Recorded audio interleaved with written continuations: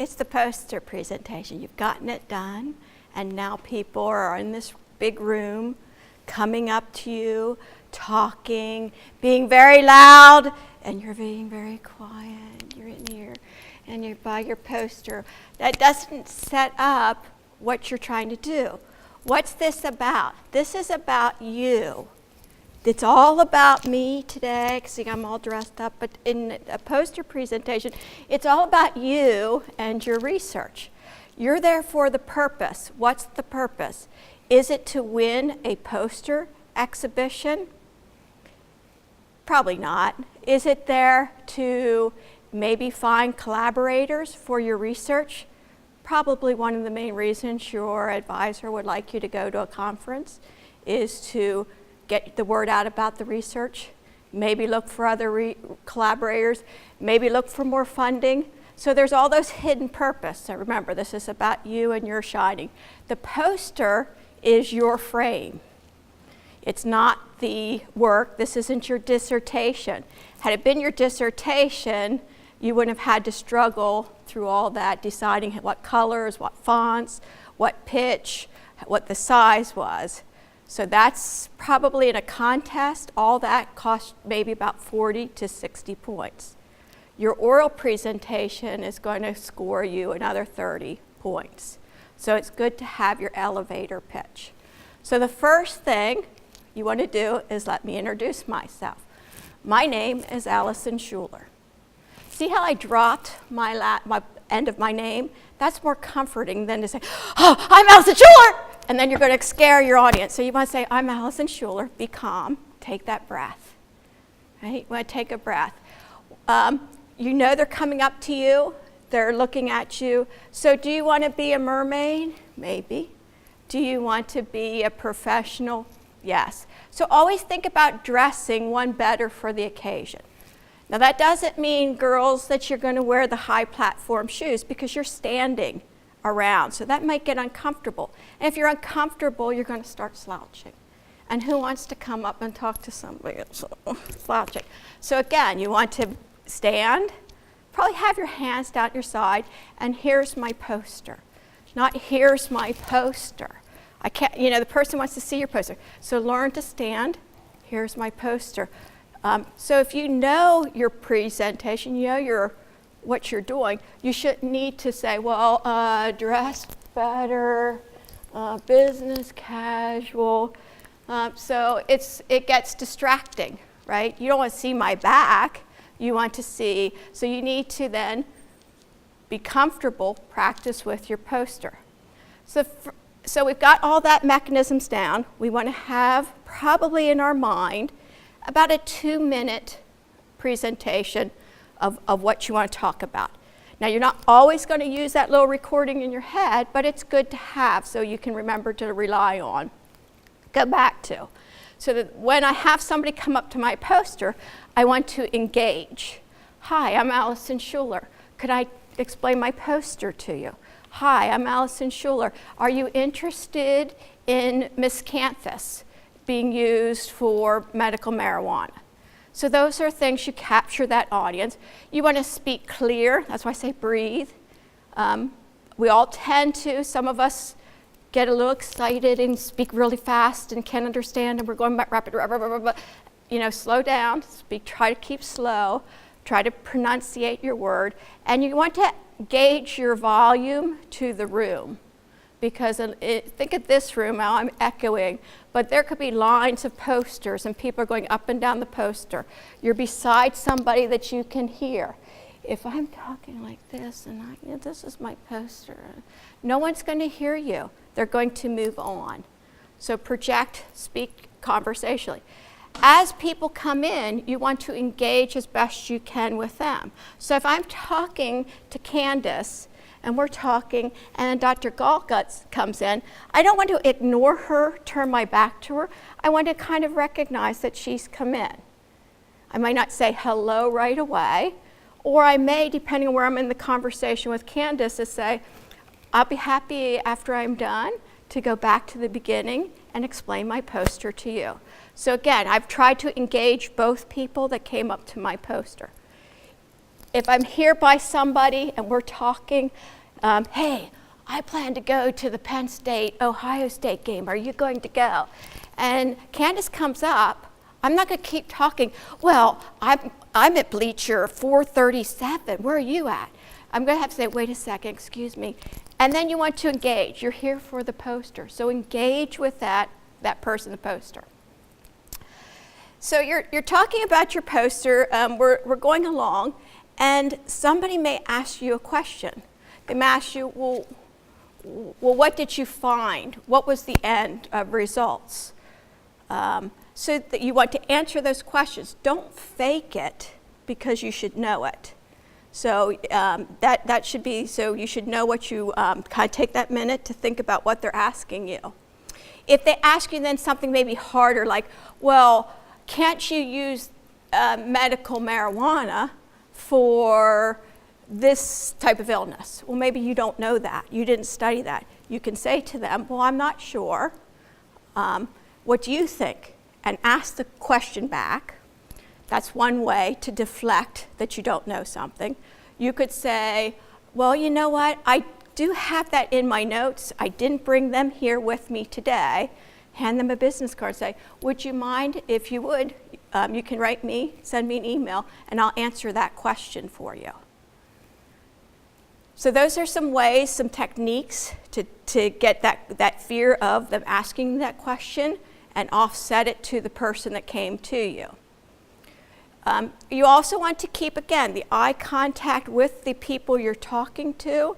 Now you will have to then practice with your poster. So I should know, here's my table. There's okay to go a quick second just to be sure you're pointing, but you should know that it's there. So I think when the previous section, when she was talking about layout, this is why you want to know where your layout is. This is the thing. Again, this is your frame. This is my picture.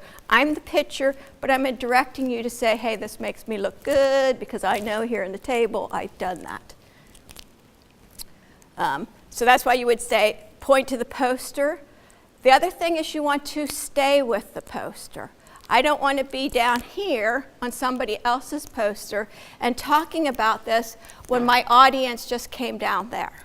Now, we're not saying that you're chained to that poster. You do have to go to the restroom once in a while. You may have to go out to lunch. But the purpose of you being at this conference or being at this exhibition is, again, about you, and you is this kind of stage that you've acquired in the poster. So those are some real quick things about your oral presentation that I wanted to cover. Let me just make sure I haven't missed anything on the slide before I move on.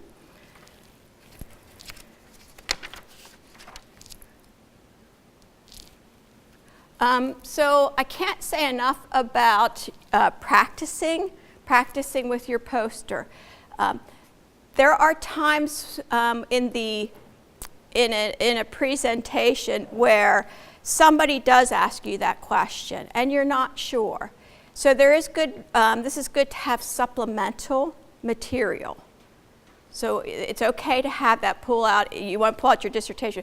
Have note cards. Have notes. So those are okay to have, but in your practicing, remember, is somebody might ask me a question. That wasn't necessarily the main point of my discussion, but I know that in here, this is what I have to speak about. If they throw in a question that I'm not aware of, then I would ask and say, well, wait, I do have that. Pull out your notes and then use that supplemental. Maybe your table on your poster is only 2 by 2, but you can have a bigger poster or bigger presentation of your table, maybe larger, so that if they ask you that question, you can then show them, well, here in the additional, and then you could show them that in addition to your poster. So those are some things that in that practice, you'll also need to practice with your supplemental material. Everything should come naturally, and that's how you'll get it to be natural, is if you practice. It's not natural if you're turning your back and reading it. It's not natural to put it on something on your poster that you don't know.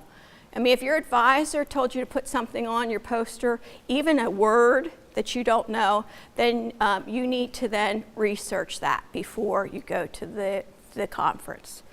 And as well as there are in scientific a lot of obviously Latin formed words.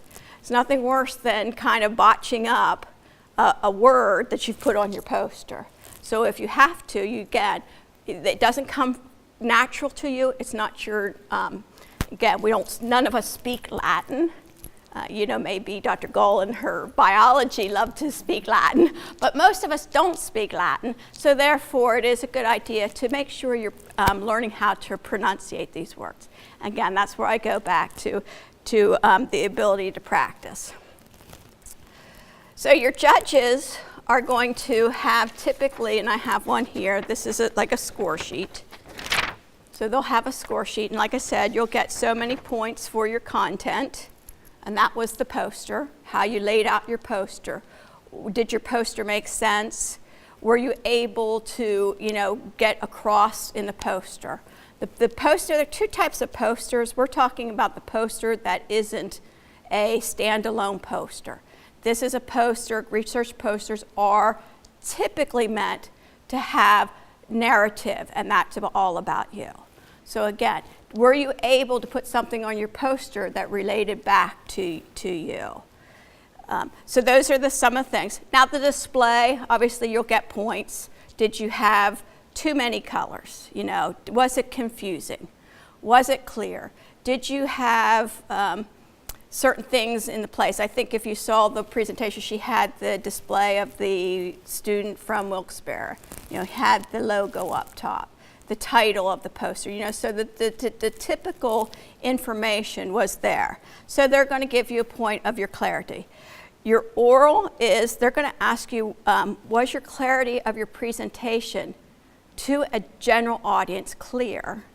They'll also ask you your ability to answer questions. So were you able to answer the questions?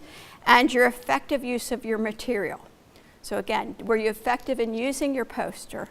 Were you effective in using any supplemental material? So those are the type, this is a scorecard. They used to have it on the website for the graduate exhibition. This is theirs, but they're generally, a lot of conferences, judges typically will have some type of scorecard, and they fall along the same lines. I wanted to go back. Go back real quick. I have a poster here.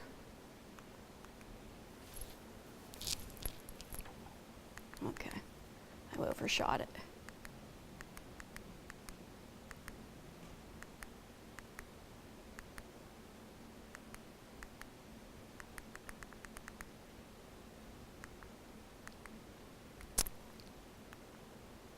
Sorry. Here it is. So this poster here, I just want to, again, bring in the same thing about the ease of reading.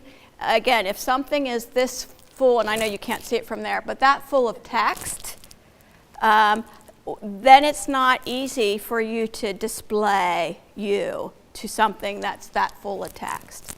If you have a lot of pictures that are cluttered, as they are in that picture, again, with the graphics, it's kind of hard to necessarily, it depends on how you want to show that. If you're trying to show stages, then you want to give yourself that ability to do the stages. How I would do this is the same way as pull that poster, go to a classroom, probably pull your poster up when you're reviewing it to make sure your text is right. Also review it to feel how it would be for you to stand and select different things on your poster.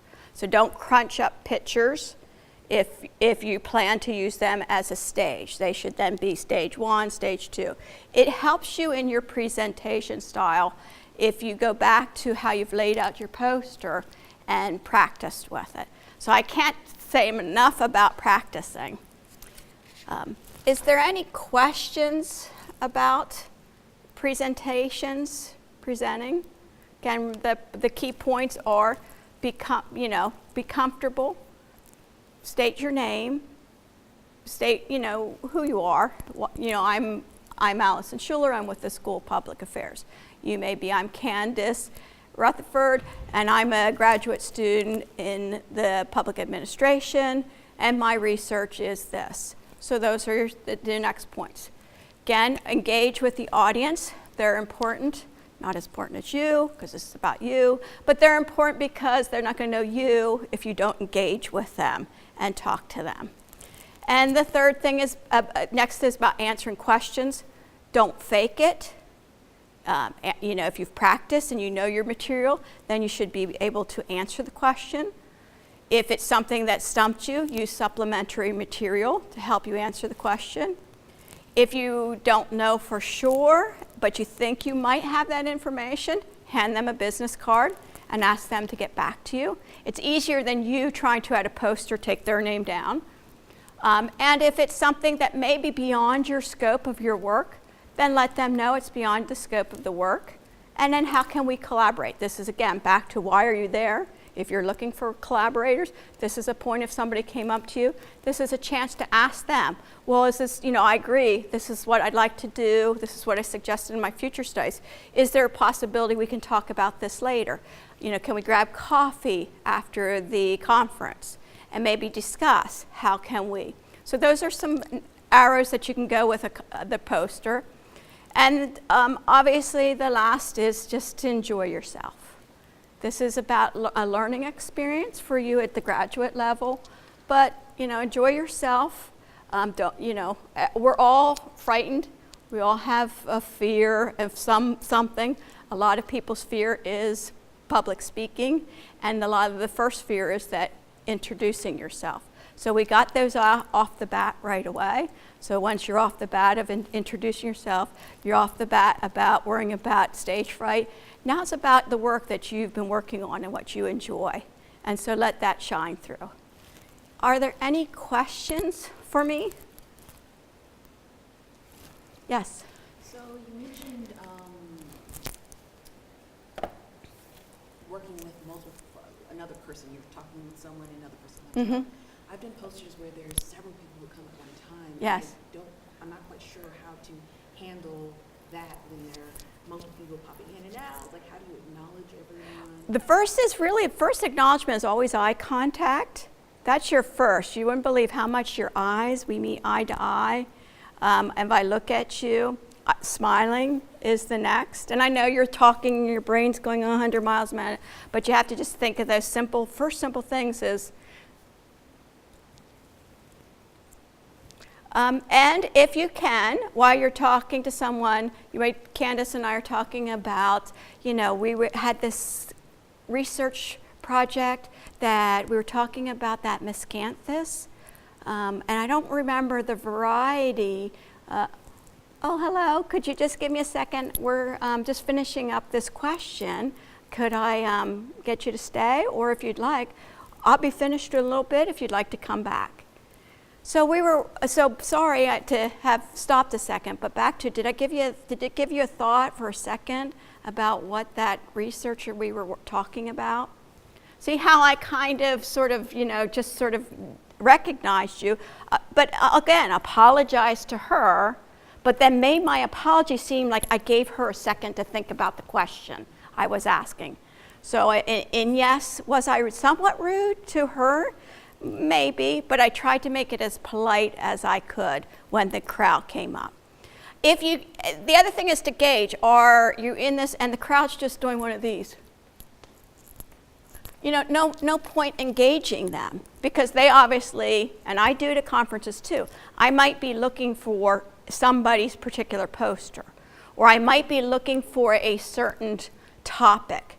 So there's no point you engaging with me and breaking up a conversation, a good conversation you might have with somebody who is not interested, and it's just sort of, I don't know what you want to call it, cattle grazing through the conference. Did that answer your question? So I wonder if you could speak a little bit towards what as a presenter of a poster, your goal might be to go to the conference. What kinds, because I think there are I mean, I can imagine at least a couple of different things. Yeah, like I said in the beginning, it's like, so what's your there is generally a purpose. So I think of exhibitions, that's a different purpose than a conference. An exhibition is typically a training ground for you to learn. If you really think you're going to get first place, hurrah for you, but usually the ones that are getting those first places are people that are pretty well seasoned in conferences. So a conference to me is more about getting your research known. That's one purpose. You're trying to get your research. The more mileage you can get on your research, be it presenting or being a poster session, that's one of the purposes. So why would somebody want their research known? Obviously, besides the love of your research and it's been your baby, it could be that you are looking for a collaborator because you want to go somewhere else. With that, or you're looking for funding for additional grant monies to continue the next part. So typically in your poster, you're always going to have future studies. In that future studies, there might be somebody coming along who has the same thought that you did. So how do we get together and how can we get this working? If you're at a industry type of situation, you might be, again, looking for dollars from a corporate. If you're for a job, yes. If you're at NSF, you might be looking for the next grant they have. And you're right, if you are at the level of who you are, if you're a graduate student, you could be looking at different folks that are coming at you as for a job. Thus, again, it's nice to have business cards to pass out to somebody and saying, well, I'm finishing up my research on this, but I'd surely love to, come and see what you're doing. Could we talk? So that, yes, it is a stepping stone for a graduate student for careers. And I think there are different, maybe potential leading questions or comments you could make depending on what you're trying to get from the conference. Yeah, and there is a good bit of name dropping, and I didn't get into that, but the name dropping also comes with your poster layout. Depending on who your advisor is, there is some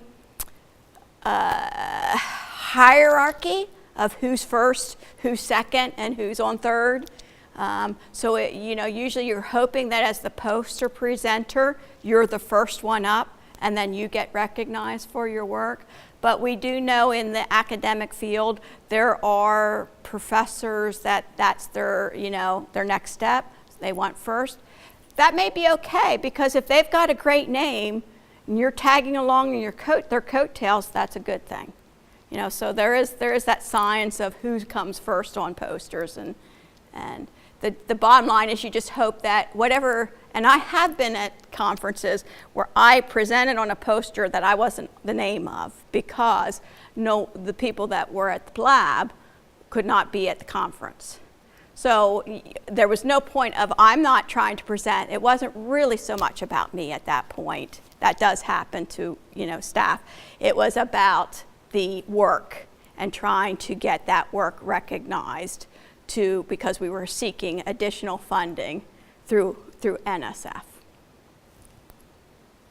Other question? Am I out of time yet?